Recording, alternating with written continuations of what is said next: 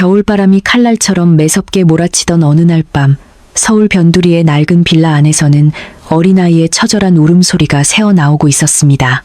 겨우 5살이었던 지안이는 차가운 거실 바닥에 무릎을 꿇은 채 온몸을 떨고 있었죠. 지안이의 앞에는 서슬퍼런 눈빛을 한 새엄마와 그런 딸을 외면하며 담배 연기만 내뿜고 있는 친아버지가 서 있었습니다. 지안이의 어머니가 병으로 세상을 떠난 지 불과 1년 만에 집안의 온기는 사라졌고 그 자리는 지옥 같은 학대와 차별로 채워졌습니다. 새엄마는 지안이가 밥을 천천히 먹는다는 이유로 혹은 옷에 작은 얼룩을 묻혔다는 사소한 이유로 매질을 일삼았습니다. 너 같은 게 왜 우리 집에 붙어 있어서 내 속을 뒤집어 놓니? 당장 이 집에서 나가. 내 엄마 곁으로 가버리라고. 새엄마의 고함은 어린 지안이의 가슴에 지워지지 않는 낙인을 찍었습니다. 더욱 가슴 아픈 것은 지안이를 지켜줘야 할 친아버지의 태도였습니다. 아버지는 새엄마가 지안이를 때릴 때마다 말리기는커녕 오히려 애 교육을 어떻게 시켰길래 저 모양이야? 당신이 알아서 해. 난 상관 안 할 테니까라며 방관했습니다. 때로는 새엄마의 기분을 맞추기 위해 직접 지안이에게 손찌검을 하기도 했죠. 5살 지안이에게 아버지는 세상에서 가장 큰 벽이었고 그 벽은 지안이를 보호하는 것이 아니라 짓누르기 위해 존재했습니다. 그날 밤도 지안이는 얇은 내복 차림으로 베란다에 쫓겨났습니다.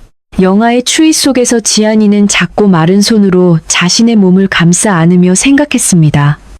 엄마, 나 너무 추워. 아빠는 왜 나를 미워해? 하지만 대답은 돌아오지 않았고 지안이의 눈물은 뺨 위에서 그대로 얼어붙었습니다. 이것은 단순히 한 아이의 불행한 과거 이야기가 아닙니다. 20년 후 대한민국 최고의 자산가이자 글로벌 기업의 CEO로 성장한 한 여성이 자신을 버린 부모 앞에 나타나 펼치는 장엄한 복수와 용서, 그리고 인과응보에 관한 대서사시의 시작입니다. 지안이는 그 차가운 베란다에서 결심했습니다. 죽지 않고 살아남겠다고. 그래서 언젠가 자신을 괴롭힌 사람들에게 보란듯이 성공한 모습을 보여주겠다고 말이죠. 어린 지안이의 눈빛은 공포에서 점차 서늘한 도끼로 변해갔습니다. 새엄마는 지안이가 조금이라도 반항하는 기색을 보이면 네가 나가면 갈 데가 있을 것 같니? 다리 밑에 가서 빌어먹어야 할 거야 라며 정서적인 학대까지 서슴지 않았습니다. 아버지는 옆에서 우리 지수가 태어나면 너 같은 건 정말 짐일 뿐이야 라고 거들었죠. 지수는 새엄마가 데려온 아이였고 아버지는 지안이보다 그 아이를 더 챙기기 시작했습니다. 지안이는 집안의 모든 자비를 도맡아 해야 했습니다. 고작 5살의 고사리 같은 손으로 걸레질을 하고 새엄마의 심부름을 하느라 발등이 불운했습니다. 밥도 제대로 주지 않아 지안이는 늘 배고픔에 시달렸고 가끔씩 부엌 구석에서 남은 밥덩이를 훔쳐먹다 걸리면 더 큰 매질이 기다리고 있었습니다. 그렇게 지안이의 유년 시절은 회색빛 절망으로 물들어갔습니다.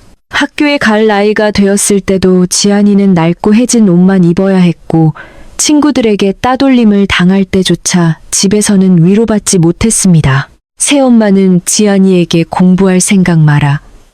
중학교만 졸업하면 공장이나 가서 돈 벌어와라고 못을 박았습니다. 아버지는 그 돈으로 새엄마와 지수와 함께 해외여행을 갈 꿈만 꾸고 있었죠.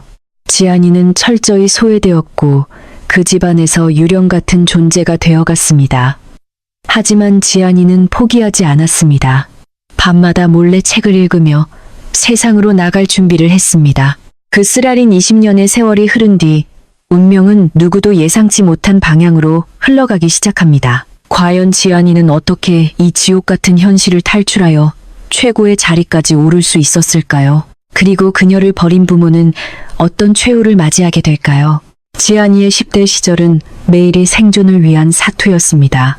새엄마의 구박은 날이 갈수록 교묘해졌고 친아버지는 이제 지안이를 딸이 아닌 집안의 골칫덩이이자 돈 벌어오는 기계로만 취급했습니다. 중학교를 졸업할 무렵 새엄마는 지안이에게 고등학교 진학 대신 근처 식당에서 설거지 아르바이트를 강요했습니다. 내 주제의 공부는 무슨 공부니? 집세라도 보태야지. 지수는 이번에 비싼 영어 학원에 등록했으니까 네가 그 비용을 대라. 지안이는 가슴이 찢어지는 것 같았지만 입술을 깨물며 참았습니다. 낮에는 식당에서 차가운 물에 손이 부르트도록 그릇을 닦았고 밤에는 편의점 물건을 정리하며 번 돈을 고스란히 새엄마에게 바쳐야 했습니다. 하지만 지안이는 결코 꿈을 포기하지 않았습니다. 남들이 버린 문제집을 주워다 밤마다 화장실 불빛에 의지해 공부를 이어갔습니다. 아버지는 지안이가 가져오는 월급을 당연하게 여겼습니다. 가끔 술에 취해 들어오는 날이면 너도 내 엄마 닮아서 팔자가 사나운 거야. 그러니 군말 말고 돈이나 벌어와라며 상처를 주곤 했죠. 지안이는 그럴 때마다 돌아가신 친엄마의 부드러운 손길을 떠올리며 버텼습니다. 엄마가 남겨준 유일한 유품인 작은 은목걸이를 가슴에 품고 언젠가 이 집구석을 영원히 떠나겠노라 다짐했습니다. 지안이에게 이 집은 안식처가 아니라 거대한 감옥이었습니다. 지수는 지안이가 산 새 옷을 빼앗아 입고 지안이의 소중한 책들을 쓰레기통에 버리며 비웃었습니다. 언니는 평생 우리 집 식모나해. 그게 언니 팔자야. 그 말은 지안이의 가슴 속에 차가운 불꽃을 지폈습니다.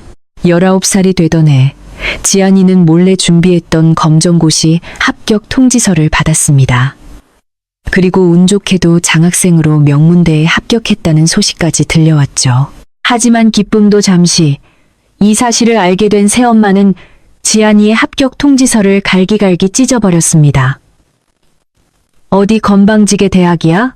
당장 공장에 들어가서 지수대학 등록금이나 벌어. 아버지는 찢어진 종이 조각을 보며 혀를 찼습니다. 계집애가 공부해서 뭐하냐. 그냥 시집이나 잘 가면 그만이지.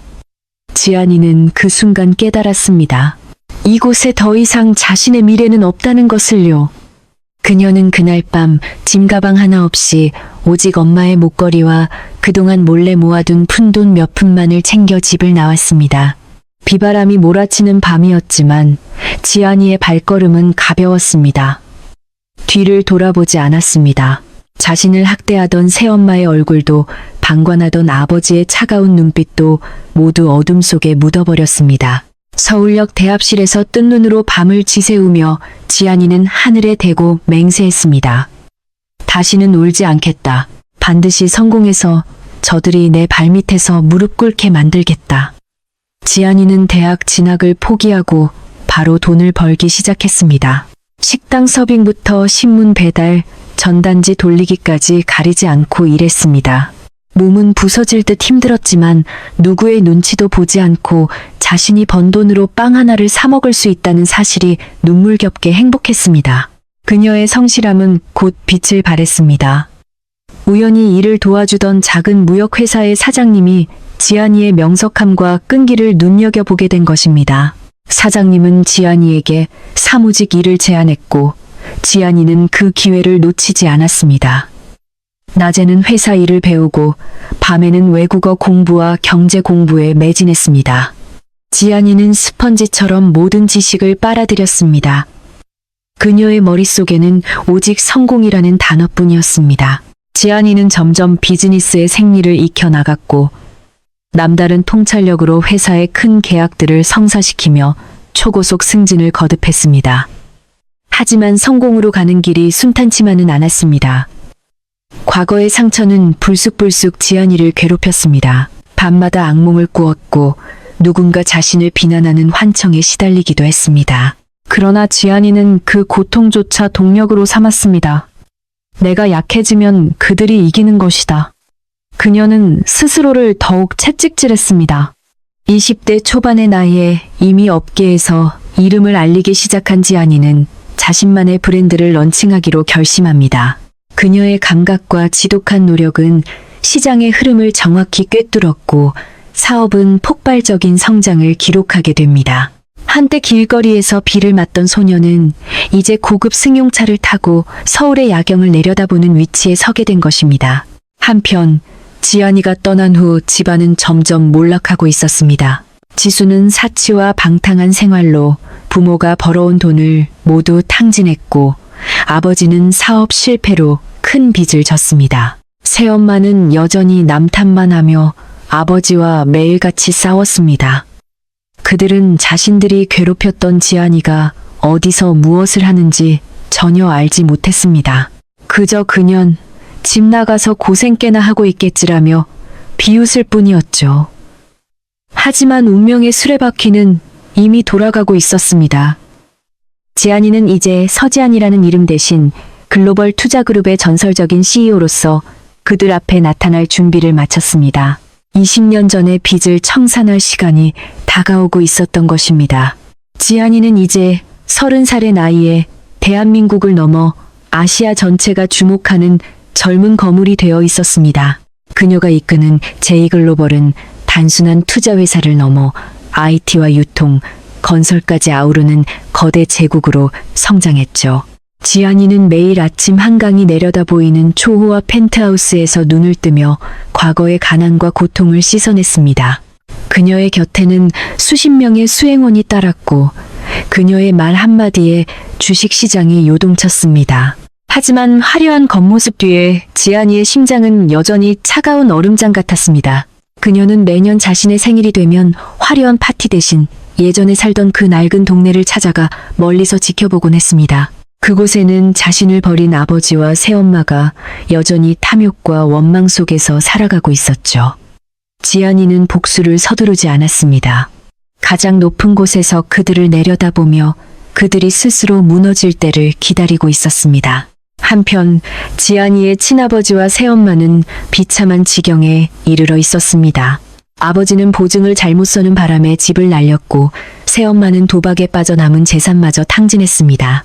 그들이 애지중지 키웠던 지수는 변변한 직장도 없이 부모의 등골을 빼먹으며 사치만 일삼았습니다. 세 사람은 좁고 곰팡이 핀 지하 단칸방으로 쫓겨나 매일같이 서로를 탓하며 소리를 질렀습니다. 당신이 그때 지안이를 조금만 잘해줬어도 걔가 돈 벌어다 줬을 거 아냐. 아버지는 이제야 후회 섞인 말을 내뱉었지만 새엄마는 코방귀를 꼈습니다. 그년이 살아있기나 하겠어? 어디서 죽었는지 살았는지도 모르는 애를 왜 찾아? 그들은 자신들이 괴롭혔던 딸이 바로 신문 일면에 연일 보도되는 그 천재 기업가 서지안이라는 사실을 꿈에도 몰랐습니다. 지안이는 개명하지 않았지만 그들은 지안이가 그런 대단한 인물이 되었으리라고는 감히 상상조차 할 수 없었기 때문입니다. 운명의 날은 예상치 못한 곳에서 찾아왔습니다. 아버지가 마지막 희망을 걸고 일용직으로 일하던 건설 현장이 바로 지안이의 회사가 추진하는 대규모 재개발 지역이었던 것입니다.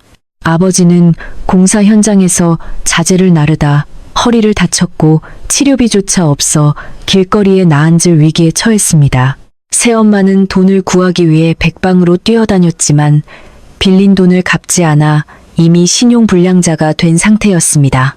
그러던 중 새엄마는 TV뉴스에서 제2글로벌 서지안 회장 소외계층을 위한 대규모 기부라는 소식을 접하게 됩니다. 화면 속에 비친 서지안의 얼굴을 본 순간 새엄마는 숨이 멎는 것 같았습니다. 20년 전 자신이 머리채를 휘어잡고 내쫓았던 그 비쩍 마른 소녀의 눈매가 그대로 살아있었기 때문입니다. 그녀는 떨리는 손으로 남편을 불렀습니다. 여보, 저거 봐. 저 여자 지안이 아니야? 아버지는 믿을 수 없다는 듯 화면을 쳐다보았습니다. 세련된 정장을 입고 당당하게 인터뷰하는 여성은 분명 자신의 딸 지안이었습니다. 말도 안 돼. 지안이가 어떻게 저런 자리에. 두 사람의 눈에는 경악과 함께 탐욕스러운 빛이 서리기 시작했습니다. 그들은 미안함보다는 이제 살았다는 안도감을 먼저 느꼈습니다. 지안이가 우리를 잊었을 리 없어. 그래도 내가 친아빠인데 지가 어쩌겠어? 당장 찾아가자. 아버지는 아픈 허리도 잊은 채 옷을 챙겨 입었습니다. 새엄마도 화장을 고치며 들뜬 목소리로 말했습니다. 그래요. 가서 우리가 얼마나 고생했는지 말하면 돈 좀 주겠지. 빌딩 한 채는 거뜬히 줄 거야. 그들은 지안이가 겪은 20년의 지옥은 안중에도 없었습니다. 오직 그녀의 부가 자신들을 구원해줄 동아줄이라고만 생각했습니다. 지안이는 비서로부터 두 사람이 회사 로비에서 소란을 피우고 있다는 보고를 받았습니다. 회장님, 중년 부부가 회장님의 부모라며 막무가내로 면담을 요청하고 있습니다. 경찰을 부를까요? 비서의 물음에 지안이는 서늘한 미소를 지었습니다. 드디어 제 발로 찾아왔구나. 그녀는 가슴 깊은 곳에서 솟아오르는 분노를 억누르며 차분하게 대답했습니다. 아니, VIP 접견실로 안내해. 내가 직접 만나지. 지안이는 거울 앞에 서서 자신의 흐트러짐 없는 모습을 확인했습니다. 20년 전 베란다에서 떨던 아이는 이제 없었습니다. 오직 냉혹한 승부사만이 남아있을 뿐이었죠. 그녀는 천천히 접견실 문을 열었습니다. 그곳에는 초라한 행색의 두 사람이 값비싼 소파에 앉아 주변을 두리번거리고 있었습니다. 지안이가 들어서자 아버지는 벌떡 일어나 달려왔습니다. 지안아, 내 딸 지안아. 아빠다. 아빠 기억하지? 그의 목소리에는 가식적인 울음 섞인 반가움이 가득했습니다. 새엄마 역시 가식적인 미소를 지으며 지안이의 손을 잡으려 했습니다. 어머, 지안아. 어쩜 이렇게 예쁘게 컸니? 엄마가 너 보고 싶어서 매일 밤 얼마나 울었는지 몰라. 지안이는 차갑게 그들의 손을 뿌리쳤습니다. 그리고 소파 상석에 앉아 다리를 꼬고 그들을 쏘아보았습니다. 누가 당신들 딸입니까? 제 부모님은 20년 전에 돌아가셨는데요. 지안이의 얼음장 같은 목소리에 접견실의 공기가 얼어붙었습니다. 아버지는 당황한 듯 헛기침을 하며 말했습니다. 무슨 서운한 소리를. 내가 널 어떻게 키웠는데. 그땐 형편이 어려워서 잠시 엄하게 대했던 것뿐이야. 새엄마는 눈치를 보며 옆에서 거들었습니다. 그래, 지안아. 다 너 잘 되라고 그런 거였어. 네가 이렇게 훌륭한 회장님이 된 것도 다 우리가 강하게 키운 덕분 아니겠니? 지금 우리가 너무 힘들다. 지수는 아파서 누워있고 내 아빠는 수술비도 없어. 네가 좀 도와줘야지. 지안이는 헛웃음이 나왔습니다. 강하게 키웠다고? 죽이려 했던 게 아니고? 그녀는 책상 위에 서류 봉투를 던졌습니다. 그 안에는 지난 20년간 두 사람이 저지른 도박, 사기, 그리고 지안이에게 했던 학대의 기록들이 낱낱이 적혀 있었습니다. 이걸 보고도 그런 말이 나옵니까? 당신들이 나에게 했던 짓들, 내가 하나도 잊지 않았다고 생각 안 해봤어? 지안이의 눈에서 불꽃이 튀었습니다. 지안이가 던진 서류 뭉치가 테이블 위로 흩어지자 아버지는 당황한 기색이 역력했습니다. 서류에는 그가 지안이를 내쫓고 난 뒤 도박판을 전전하며 날린 돈의 액수와 새엄마가 지안이의 이름으로 몰래 받아 가로챘던 쥐꼬리만한 국가 보조금 내역까지 상세히 적혀 있었습니다. 지안이는 싸늘한 미소를 지으며 입을 열었습니다. 강하게 키웠다고요? 5살짜리 애를 영아의 추위에 내복 차림으로 베란다에 가둬둔 게 교육입니까? 내가 배고파서 부엌 바닥에 떨어진 밥알을 주워 먹을 때 당신들은 지수랑 갈비를 뜯고 있었죠. 기억 안 나세요? 지안이의 목소리는 낮았지만 접견실 벽을 타고 날카롭게 울려 퍼졌습니다. 새엄마는 잠시 주춤하는 듯 하더니 이내 뻔뻔하게 얼굴색을 바꿨습니다. 어머, 지안아.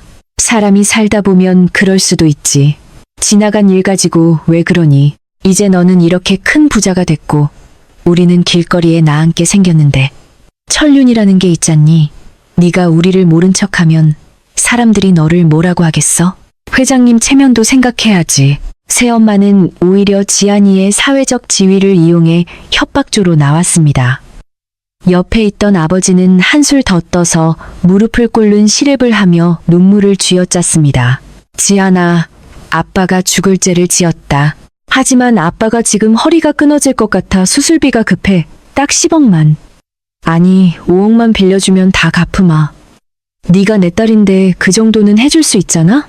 지안이는 그 추잡한 광경을 지켜보며 구역질이 올라오는 것을 참았습니다. 20년이 지나도 그들은 변한 게 없었습니다. 반성이나 미안함은커녕 오직 돈을 뜯어낼 국리뿐이었죠. 지안이는 천천히 자리에서 일어나 그들 앞으로 다가갔습니다. 천륜? 당신들이 내 입에서 그 단어를 나오게 할 자격이 있다고 생각하나? 아빠, 당신은 내가 매 맞을 때 담배만 피우고 있었지. 그리고 새엄마, 당신은 내 머리채를 잡고 계단 아래로 밀었어. 그때 내 이마에 생긴 흉터, 아직도 여기 남아있어. 지안이는 앞머리를 살짝 들어 올렸습니다. 희미하지만 깊게 파인 흉터가 드러나자 두 사람은 잠시 말을 잃었습니다. 하지만 탐욕은 공포보다 강했습니다. 아버지는 지안이의 바짓가랑이를 붙잡으며 매달렸습니다. 그래, 미안하다. 내가 다 잘못했어. 그러니까 돈 좀 줘. 너 돈 많잖아.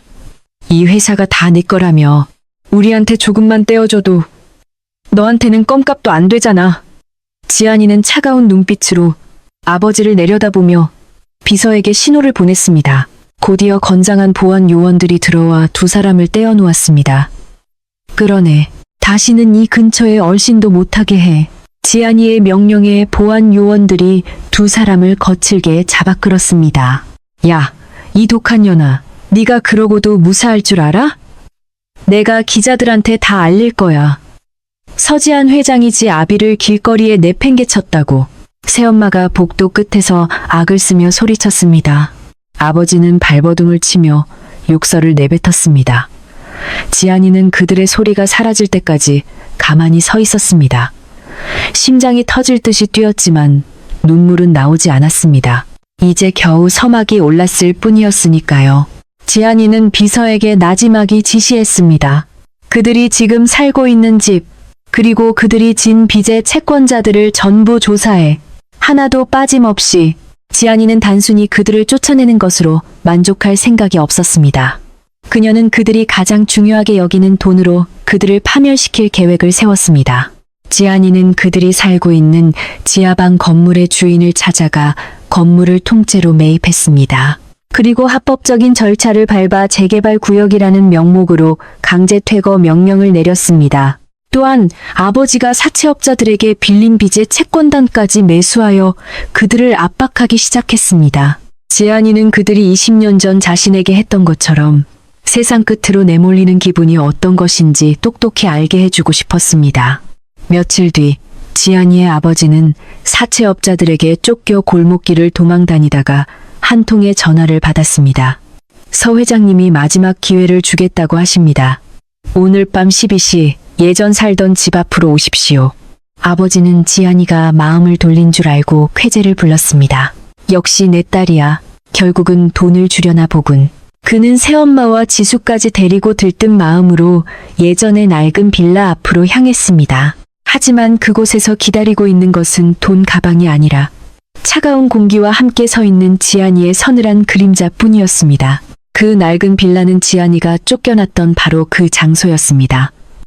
지안이는 폐허가 된 건물 앞에 서서 그들을 기다렸습니다. 밤 공기는 20년 전 그날처럼 차가웠습니다. 멀리서 숨을 헐떡이며 달려오는 세 사람의 모습이 보였습니다. 그들은 지안이의 손에 들린 서류 가방만을 뚫어지게 쳐다보고 있었습니다. 지안아, 아빠 왔다. 여기 돈 들어있는 거지? 그렇지? 아버지는 탐욕스러운 손을 내밀었습니다.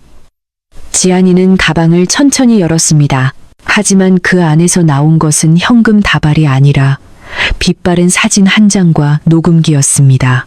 지안이가 가방에서 꺼낸 것은 20년 전 친엄마가 돌아가시기 직전 지안이의 손에 쥐어주었던 낡은 사진 한 장과 소형 녹음기였습니다. 사진 속에는 환하게 웃고 있는 지안이와 친엄마, 그리고 지금과는 전혀 다른 모습의 젊은 아버지가 있었습니다. 아버지는 사진을 보자마자 흠칫 놀라며 뒷걸음질 쳤습니다. 이게 왜 네 손에? 지안이는 차가운 눈빛으로 녹음기의 재생 버튼을 눌렀습니다. 녹음기에서 흘러나온 목소리는 충격적이었습니다. 그것은 지안이의 친엄마가 병상에서 남긴 마지막 음성이 아니었습니다. 바로 새엄마와 아버지가 지안이의 친엄마가 남긴 소소한 유산과 보험금을 가로채기 위해 모의하던 당시의 대화 내용이었습니다. 형님, 친엄마 죽고 나면 저 애는 고아원에 보내버려요. 보험금만 챙기면 우리 살 길 열리잖아요. 새엄마의 간사한 목소리가 정적을 깨고 울려 퍼졌습니다. 뒤이어 들려온 아버지의 목소리는 더욱 잔인했습니다. 그래야지. 내 자식도 아닌데 왜 키워? 당신이랑 새 출발하려면 저 애는 방해만 돼. 지안이는 녹음기를 끄고 경악에 찬 세 사람을 응시했습니다. 방금 들으셨나요? 내 자식도 아닌데 라고 하셨죠. 아버지? 아니, 서씨 아저씨. 아버지는 얼굴이 하얗게 질려 부르르 떨었습니다. 지안이는 이미 유전자 검사를 통해 자신이 이 남자의 친딸이 아니라는 사실을 알고 있었습니다. 친엄마는 재혼 후 지안이를 낳았지만 아버지는 지안이가 전 남편의 아이라는 의심 때문에 그토록 학대했던 것이었습니다. 하지만 진실은 달랐습니다. 지안이는 엄연히 그의 친딸이었고 그는 단지 새엄마와 눈이 맞아 지안이를 부정하고 싶었을 뿐이었습니다.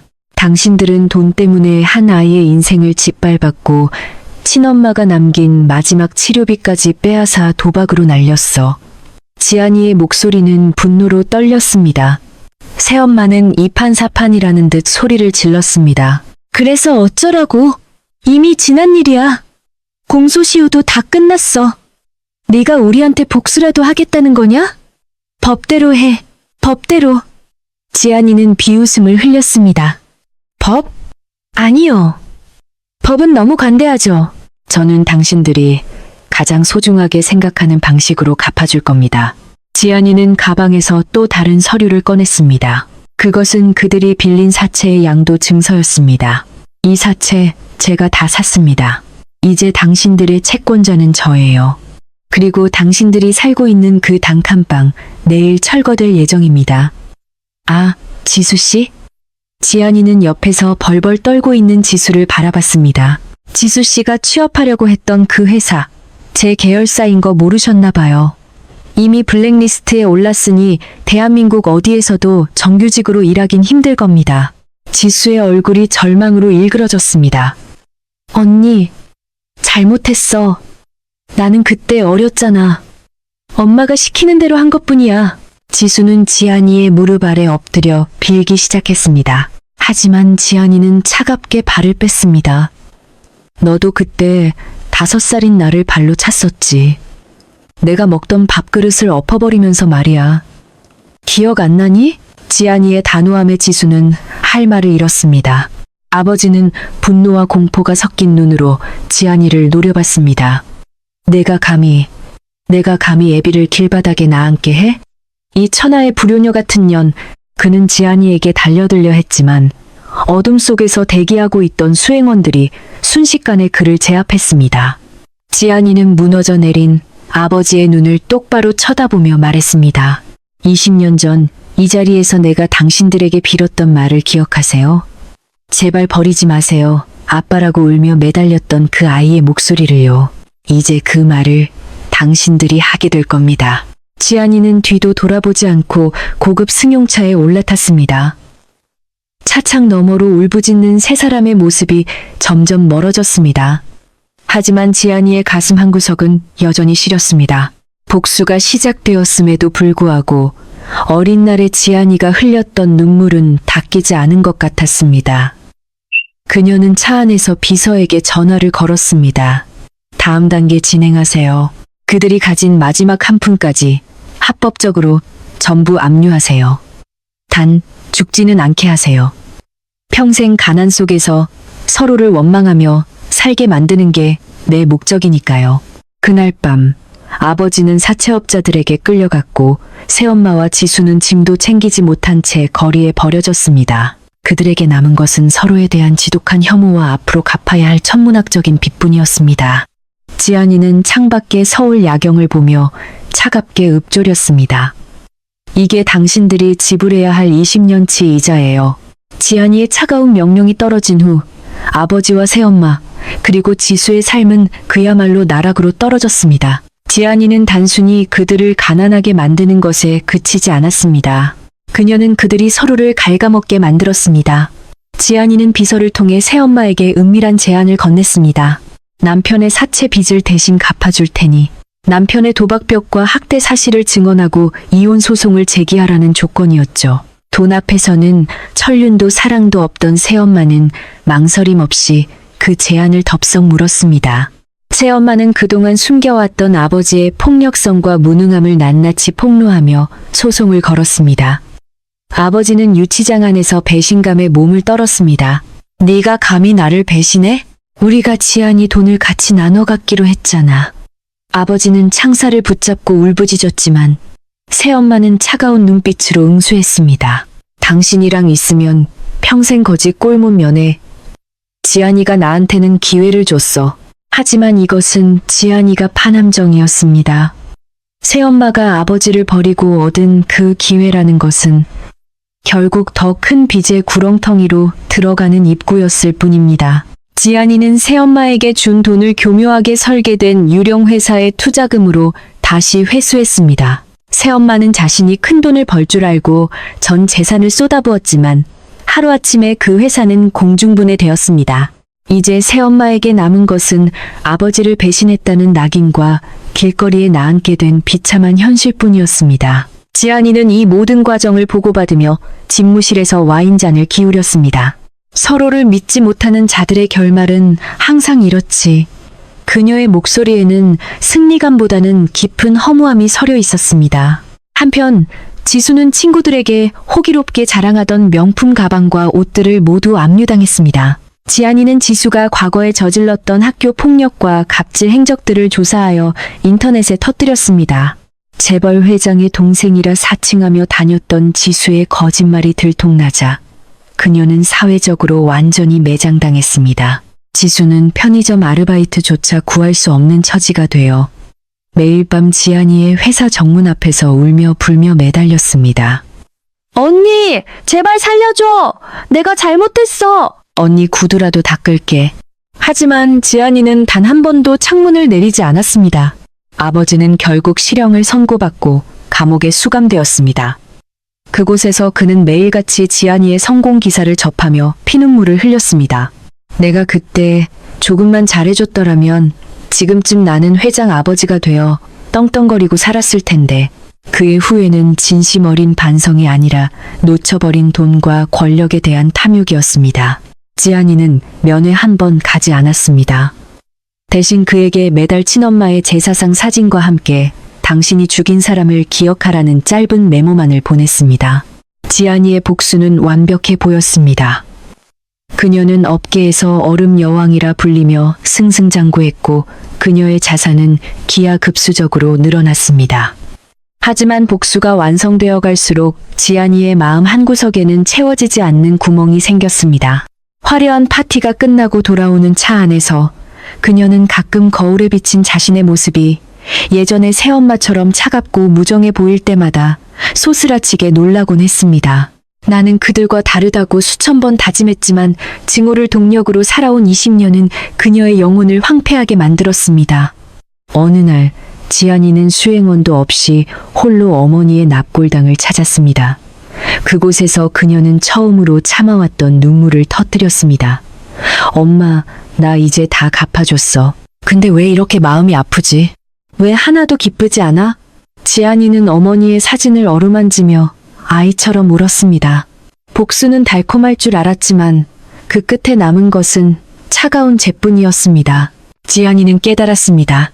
진정한 복수는 그들을 파멸시키는 것이 아니라 그들의 존재가 자신의 삶에 더 이상 아무런 영향도 주지 못하게 만드는 것임을요. 하지만 운명은 지안이를 가만히 두지 않았습니다.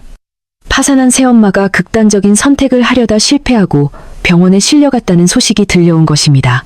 그리고 병실에서 그녀가 찾는 사람은 다름 아닌 지안이었습니다.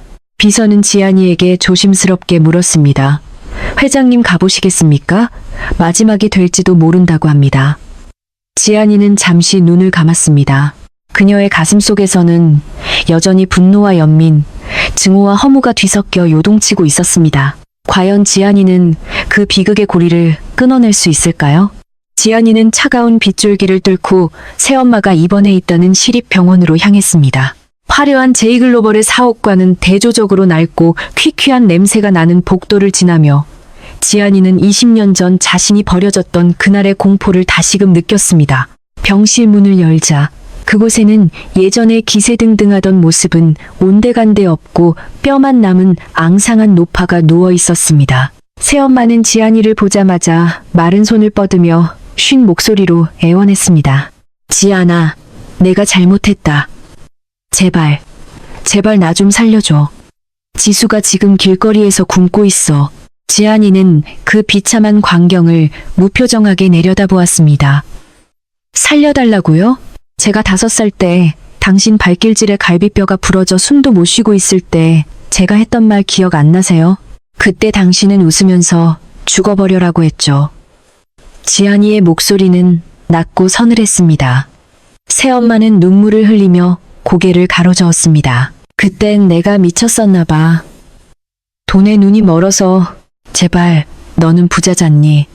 그 넓은 아파트에 방 하나만 내주면 안 되겠니? 끝까지 자신의 안위만을 걱정하는 새엄마의 태도에 지안이는 실소를 터뜨렸습니다. 당신은 죽는 순간까지도 반성하지 않는군요. 당신이 불쌍해서 온 게 아니에요. 당신이 내 인생에서 얼마나 하찮은 존재였는지 확인하러 온 겁니다. 지안이는 가방에서 두툼한 서류 한 장을 꺼내 테이블에 올려두었습니다. 그것은 새엄마와 지수가 평생 살 수 있는 아주 작은 임대주택의 계약서와 최소한의 식비를 보장하는 연금 증서였습니다. 이게 제가 베푸는 마지막 자비입니다. 더 이상 나를 찾지도 말고 내 이름을 입에 올리지도 마세요. 만약 한 번이라도 더 내 주변을 기웃거린다면 그때는 정말 죽음보다 더한 지옥을 보게 될 겁니다. 지안이는 병실을 나와 곧장 교도소로 향했습니다. 면회실 유리병 너머로 마주한 아버지는 수의를 입은 채 초점 없는 눈으로 지안이를 바라보고 있었습니다. 지안아, 면회 와준 거냐? 역시 내 딸이야. 아버지는 여전히 정신을 차리지 못한 채 헛된 희망을 품고 있었습니다. 하지만 지안이는 차갑게 말을 잘랐습니다. 서씨, 아저씨, 당신은 이제 내 아버지가 아닙니다. 오늘부로 호적 정리를 마쳤습니다. 법적으로 우리는 이제 완전한 남남입니다. 아버지는 유리벽을 두드리며 소리쳤습니다. 내가 어떻게 나한테 이럴 수 있어? 내가 널 낳아준 친부야. 천벌을 받을 년. 지안이는 그 비명소리를 뒤로하고 자리에서 일어났습니다. 천벌은 이미 당신이 받고 있잖아요. 그 좁은 감옥 안에서 당신이 버린 딸이 얼마나 높이 올라갔는지 평생 지켜보며 후회 속에 썩어가세요. 그게 당신에게 내리는 제 마지막 선고입니다. 면회실을 나오는 지안이의 발걸음은 그 어느 때보다 가벼웠습니다. 지안이는 이제 진정으로 자유로워졌음을 느꼈습니다. 복수는 상대를 파괴하는 것이 아니라 상대가 내 삶에 더 이상 아무런 의미가 없음을 선언하는 것이었습니다. 그녀는 회사로 돌아가는 대신 어린 시절 엄마와 자주 갔던 작은 공원을 찾았습니다. 벤치에 앉아지는 노을을 바라보며 지안이는 혼잣말을 중얼거렸습니다. 엄마, 나 이제 정말 괜찮아. 그 사람들을 용서한 건 아니지만 더 이상 미워하는데 내 시간을 쓰지 않을 거야. 그때 벤치 옆으로 낡은 인형 하나를 든 어린 여자아이가 다가왔습니다. 아이는 신발끈이 풀린 채 곤란한 표정을 짓고 있었습니다. 지안이는 무릎을 굽히고 앉아 다정한 손길로 아이의 신발끈을 묶어주었습니다. 자, 이제 안 넘어질 거야. 조심히 가렴. 아이는 밝게 웃으며 고맙다고 인사하고 엄마 품으로 달려갔습니다. 그 모습을 보며 지안이는 비로소 가슴속에 차가운 얼음이 녹아내리는 것을 느꼈습니다. 그녀의 눈에 비친 세상은 더 이상 회색빛 복수극의 무대가 아니었습니다. 하지만 지안이의 성공을 시기하는 무리들이 수면 아래에서 움직이기 시작했습니다. 지안이의 과거 학대 사실과 가족사들을 이용해 기업의 이미지를 깎아내리려는 경쟁업체들의 음모가 시작된 것입니다. 제이글로벌 서지한 회장의 비정한 가족사라는 자극적인 기사가 인터넷을 도배하기 시작했고 주가는 곤두박질 쳤습니다. 지안이는 다시 한번 위기에 직면하게 됩니다. 그러나 20년 전의 나약한 소녀는 이제 없었습니다. 그녀는 이 위기를 정면으로 돌파하기로 결심합니다. 지안이의 과거를 겨냥한 비열한 공격은 순식간에 온 오프라인을 뒤덮었습니다. 경쟁사들은 부모를 저버린 비정한 경영자라는 프레임을 씌워 지안이를 사회적으로 매장하려 들었죠. 자극적인 헤드라인에 대중은 동요했고 제이글로벌의 사옥 앞에는 진실을 요구하는 시위대와 취재진이 구름처럼 몰려들었습니다. 하지만 지안이는 흔들리지 않았습니다.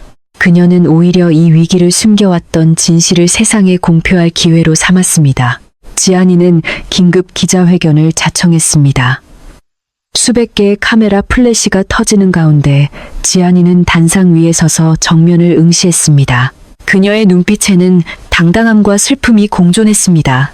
많은 분이 저의 가족사에 대해 의문을 제기하고 계십니다.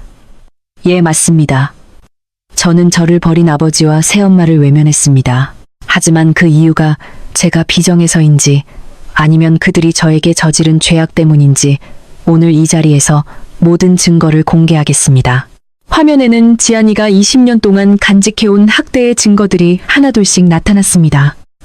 어린 시절 응급실 기록, 멍든 몸을 찍어두었던 낡은 사진, 그리고 아버지가 지안이의 친엄마 유산을 가로채기 위해 작성했던 위조 서류들까지 장내는 찬물을 끼얹은 듯 조용해졌습니다. 지안이는 담담한 목소리로 말을 이어갔습니다. 저는 5살 때 길거리로 내몰렸습니다. 저에게 가족은 울타리가 아니라 지옥이었습니다. 제가 성공한 후 그들을 다시 만났을 때 그들은 반성이 아닌 돈을 요구했습니다. 저는 그들에게 제가 할 수 있는 최소한의 도의를 다했습니다. 하지만 범죄를 저지른 자를 부모라는 이유로 비호하는 것이 정의입니까? 지안이의 진심 어린 고백과 명확한 증거 앞에 여론은 순식간에 뒤바뀌었습니다. 비난의 화살은 지안이가 아닌 그녀의 과거를 악의적으로 이용하려 했던 경쟁사들과 추악한 부모에게로 향했습니다. 대중은 오히려 지옥 같은 환경을 뚫고 자수성가한 지안이에게 열광적인 지지를 보냈습니다. 제이글로벌의 주가는 반등했고 지안이는 단순한 기업가를 넘어 많은 이들에게 희망의 아이콘이 되었습니다. 위기를 극복한 지안이는 이제 자신의 부를 더 가치 있는 곳에 쓰기로 했습니다. 그녀는 어린 지안이 재단을 설립하여 가정폭력과 학대로 고통받는 아이들을 보호하고 교육하는 사업을 시작했습니다. 그녀는 재단 설립 기념식에서 이렇게 말했습니다. 과거는 바꿀 수 없지만 미래는 지켜줄 수 있습니다. 저는 단 한 명의 아이도 저처럼 차가운 베란다에서 떨게 하지 않을 것입니다. 지안이의 진심은 많은 이들의 심금을 울렸습니다. 한편 지안이의 친아버지와 새엄마는 이제 대중의 지탄을 받는 낙인 찍힌 존재가 되었습니다. 그들이 거리에 나타나면 사람들은 손가락질하며 속삭였습니다. 저 사람들이 그 악마 같은 부모라며? 그들은 지안이가 마련해준 작은 임대주택조차 사람들의 시선이 무서워 나가지 못하는 창살 없는 감옥이 되었습니다. 지수는 개명까지 시도했지만 디지털 시대에 그녀의 얼굴과 과거 행적은 지워지지 않는 낙인이 되어 그녀를 따라다녔습니다. 그들은 매일같이 좁은 방 안에서 과거의 지안이를 학대하지 않았더라면 누렸을 부귀 영화를 상상하며 서로를 원망하고 탓했습니다. 지안이는 그들의 소식을 가끔 비서를 통해 전해들었지만 이제 더 이상 마음이 아프지 않았습니다. 그녀의 시선은 과거가 아닌 미래를 향해 있었기 때문입니다. 지안이는 어머니의 묘소 앞에 재단 설립 소식을 담은 팸플릿을 내려놓았습니다. 바람에 살랑이는 꽃잎들이 마치 어머니의 부드러운 손길처럼 지안이의 뺨을 스쳤습니다. 엄마, 나 이제 정말 행복해져도 되는 거지. 지안이의 얼굴에 20년 만에 처음으로 아이 같은 맑은 미소가 번졌습니다. 하지만 이야기는 여기서 끝이 아니었습니다. 지안이의 재단의 익명으로 거액을 기부한 의문의 인물이 나타난 것입니다. 그 인물은 지안이조차 알지 못했던 친엄마의 과거와 연결된 결정적인 단서를 쥐고 있었습니다. 지안이는 그 미지의 인물을 찾아 나서기로 결심합니다. 복수의 끝에서 마주한 것은 또 다른 진실의 시작이었습니다. 지안이는 재단에 도착한 거액의 기부금과 함께 전달된 낡은 편지 한 통을 손에 쥐었습니다. 편지 봉투 안에는 빛바랜 손수건 한 장과 지안이의 어머니가 젊은 시절 찍었던 사진이 들어 있었습니다. 하지만 사진 속 어머니의 곁에 서 있는 남자는 지안이가 아버지라 믿고 증오했던 그 서씨가 아니었습니다. 지안이는 떨리는 마음으로 편지를 읽어 내려갔습니다. 지안아, 너를 지켜주지 못해 미안하구나. 너의 친아버지는 너의 존재조차 알지 못한 채 떠나야만 했단다. 편지의 주인공은 지안이 어머니의 고향 친구였습니다. 그녀는 서씨가 어머니의 재산을 노리고 접근한 사기꾼에 가까운 인물이었으며 지안이의 친아버지는 어머니를 진심으로 사랑했지만 불의의 사고로 지안이가 태어나기도 전에 세상을 떠났다는 충격적인 진실을 전해주었습니다. 서씨는 어머니가 홀로 남겨진 슬픔과 두려움에 빠져 있을 때 친절한 척 다가와 결혼했지만 결혼 직후 본색을 드러내어 어머니와 지안이를 지옥으로 몰아넣었던 것이었습니다. 지안이는 그동안 자신이 서씨의 핏줄이라는 사실 때문에 가졌던 죄책감과 혐오감이 한순간에 씻겨 내려가는 것을 느꼈습니다. 내 안에 그 악마의 피가 흐르는 게 아니었어. 지안이는 뜨거운 눈물을 흘렸습니다. 자신을 학대했던 남자는 친아버지가 아니었으며 그저 어머니의 삶을 파괴하려 했던 침입자였을 뿐이라는 사실이 지안이에게는 그 어떤 복수보다 큰 구원이 되었습니다. 그녀는 곧바로 편지를 보낸 아주머니를 찾아가 친아버지에 대한 이야기를 들었습니다. 그는 가난했지만 정의롭고 따뜻한 사람이었으며 지안이를 위해 작은 나무 조각상들을 깎아두기도 했던 다정한 청년이었습니다. 진실을 마주한 지안이는 이제 마지막 정리를 위해 감옥에 있는 서씨를 다시 찾아갔습니다.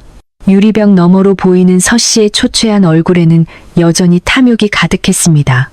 지안이는 차가운 목소리로 말했습니다. 당신이 내 친아버지가 아니라는 사실을 이제 알았어. 우리 엄마를 속여서 그 지옥으로 끌어들인 당신의 죄, 죽어서도 용서받지 못할 거야. 서씨는 당황하며 발뺌하려 했지만 지안이가 내민 증거들 앞에 입을 다물지 못했습니다. 지안이는 마지막 경고를 남겼습니다. 당신에게 줬던 그 작은 자비조차 이제 거둬들일 거야. 당신과 그 가족들은 이제 평생 자신들의 죄값만을 치르며 살게 될 거야. 지안이는 서씨와 새엄마에게 지원해주던 최소한의 생활비마저 끊어버렸습니다. 그들이 누리던 임대주택은 곧 압류되었고 그들은 추운 겨울거리로 내몰렸습니다. 새엄마는 마지막까지 지수와 싸우며 서로의 탓을 했습니다. 너 때문에 이렇게 된 거야. 네가 지안이 옷만 안 뺏었어도 엄마가 지안이 언니 때릴 때 나는 무서워서 그런 거라고. 그들의 비명 섞인 다툼은 차가운 골목길에 허망하게 흩어졌습니다. 그들에게 남은 것은 20년 전 지안이가 느꼈던 그 시린 추위와 배고픔뿐이었습니다.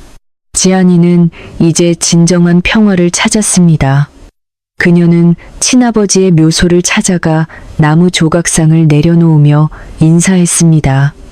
아버지, 저 왔어요. 너무 늦어서 죄송해요. 이제는 누구의 딸도 아닌 오직 저로서 당당하게 살게요. 지안이의 마음속에 있던 응어리가 비로소 완전히 풀렸습니다. 그녀는 복수를 넘어선 치유의 단계에 들어선 것입니다. 사업가로서의 지안이도 더욱 빛나기 시작했습니다. 그녀는 이익만을 추구하는 기업가가 아니라 사회적 책임을 다하는 존경받는 리더로 자리매김했습니다. 지안이의 재단은 전국으로 확대되었고 수천 명의 아이가 그녀의 도움으로 새로운 삶을 꿈꾸게 되었습니다. 사람들은 지안이를 기적을 만드는 여성이라 부르며 존경했습니다. 지안이는 매일 아침 거울을 보며 자신에게 속삭입니다. 지안아, 너는 충분히 사랑받을 자격이 있어. 하지만 마지막 관문이 남아 있었습니다. 지안이는 자신을 버렸던 그 어두운 과거의 집을 아예 허물어버리고 그 자리에 공원을 만들기로 했습니다. 과거의 슬픔이 묻힌 땅 위에 꽃이 피고 아이들이 뛰어놀 수 있게 하려는 계획이었습니다. 공사 첫 삽을 뜨는 날, 지안이는 직접 삽을 들었습니다. 땅속에 묻혀있던 낡은 상자 하나가 발견되었습니다. 그 안에는 어린 시절 지안이가 엄마 몰래 숨겨두었던 일기장이 들어있었습니다. 낡은 일기장 속에는 5살 소녀의 서툰 글씨와 눈물 자국이 가득했습니다. 아빠가 나를 사랑하게 해주세요. 엄마 보고 싶어요라는 글귀를 읽으며 지안이는 이제 아픔 대신 깊은 위로를 느꼈습니다. 그녀는 그 일기장을 품에 안고 활짝 웃었습니다. 이제 그 어두웠던 집터는 사라지고 아이들의 웃음소리가 가득한 지안의 숲 공원이 조성되었습니다. 지안이는 이곳에서 학대받던 아이들과 함께 나무를 심으며 과거의 상처를 완전히 씻어냈습니다. 한편 거리에 나앉게 된 서씨와 새엄마, 그리고 지수는 비참한 최후를 맞이했습니다. 서씨는 출소 후 갈 곳이 없어 서울역 근처를 전전하는 노숙자가 되었고 새엄마와 지수는 허드렛 일을 하며 하루 벌어 하루 먹고 사는 처지가 되었습니다. 그들은 가끔 TV나 신문에 나오는 지안이의 화려한 모습을 볼 때마다 가슴을 치며 후회했지만 이미 엎질러진 물이었습니다. 그때 지안이를 내 자식처럼만 사랑했어도 그들의 뒤늦은 참회는 차가운 바람 속에 공허하게 맴돌 뿐이었습니다. 지안이는 이제 대한민국에서 가장 영향력 있는 여성 기업가이자 사회운동가로 우뚝 섰습니다. 그녀는 매년 자신의 성공담을 강연하며 고통 속에 있는 청년들에게 용기를 주었습니다. 어둠이 길다고 해서 태양이 뜨지 않는 것은 아닙니다. 여러분의 상처는 결코 여러분의 잘못이 아닙니다. 지안이의 목소리는 힘찼고 그녀의 삶 자체가 수많은 사람에게 증거가 되었습니다. 인과응보는 반드시 존재하며 진정한 성공은 증오가 아닌 사랑과 나눔에서 온다는 것을 그녀는 온몸으로 증명해 보였습니다. 지안이의 곁에는 이제 그녀를 진심으로 아끼는 동료들과 재단 아이들이 가족이 되어 함께하고 있습니다. 그녀는 더 이상 혼자가 아니었습니다. 어느 따뜻한 봄날, 지안이는 공원 벤치에 앉아지는 노을을 바라보았습니다. 20년 전 그 차가운 베란다에서 떨던 소녀에게 오늘의 지안이가 속삭입니다. 잘 견뎌냈어, 지안아. 이제 푹 쉬어도 돼. 넌 정말 대단한 아이야. 지안이의 눈가에 맺힌 눈물은 슬픔이 아닌 인생의 모든 고난을 이겨낸 자만이 누릴 수 있는 고귀한 기쁨의 눈물이었습니다. 오늘 준비한 이야기는 여기까지입니다. 부모의 학대와 배신을 딛고 최고의 자리에 오른 지안이의 이야기가 여러분께 작은 위로와 희망이 되었기를 바랍니다. 세상의 모든 아이가 사랑받으며 자라길 기원합니다.